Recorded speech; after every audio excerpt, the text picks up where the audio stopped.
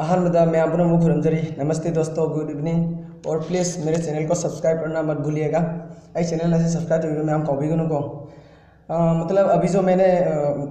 अभी जो गाने वाला हूँ वो गाना मणिपुरी में है। मणिपुरी में हो तो क्या आप सुन लीजिएगा सिर्फ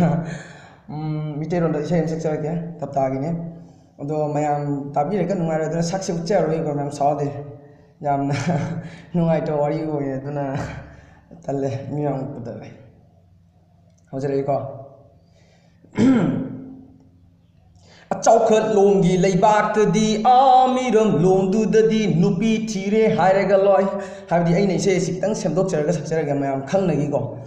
अचौखट लोंगी लेबाक्तदी आमिरम लोंदुददी नुपी थीरे हायरगा लॉय लैसाबीर मौलमान थीरी दुबु हंगनदे हंगनदे हंगनदे हंगनदे स्वाई की चटनबीदी शनिंग तौना मयेंग नई नुपीदुबु शिटना लैब्र काकना लैब्र मथी नई हाय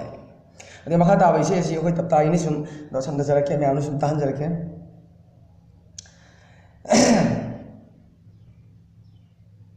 मपामद चटखीबी मौ अमु हंजिलक्त्रे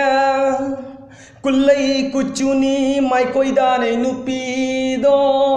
हजिकानि जाम फजब चनबी म लेरि अदु सेम जरगरगी को मयाम खंगनेगी मयाम ताबदा फजब हामेन तानी को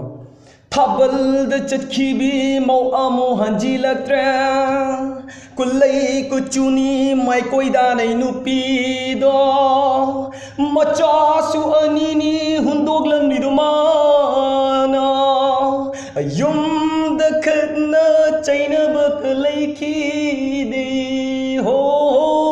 थेंगनाबीरदी माबु पुलिसता पाउ पिबियु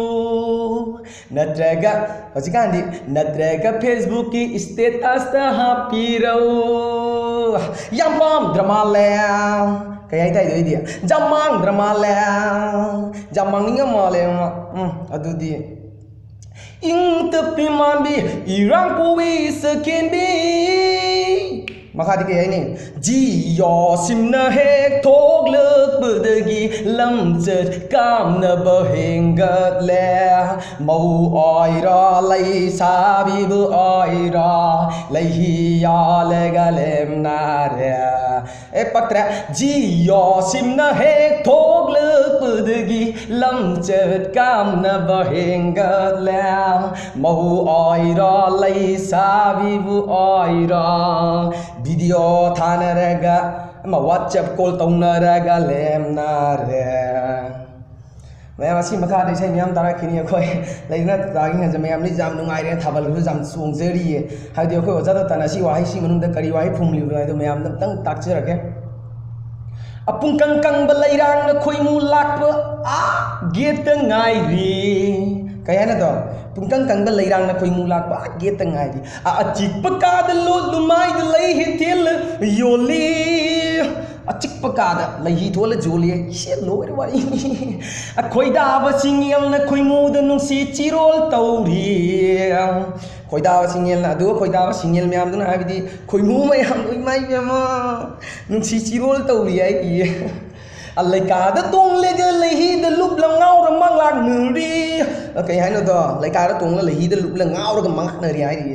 à đó khá là căng mà phải à đó mà em please ai channel là si pampi cái subscribe to go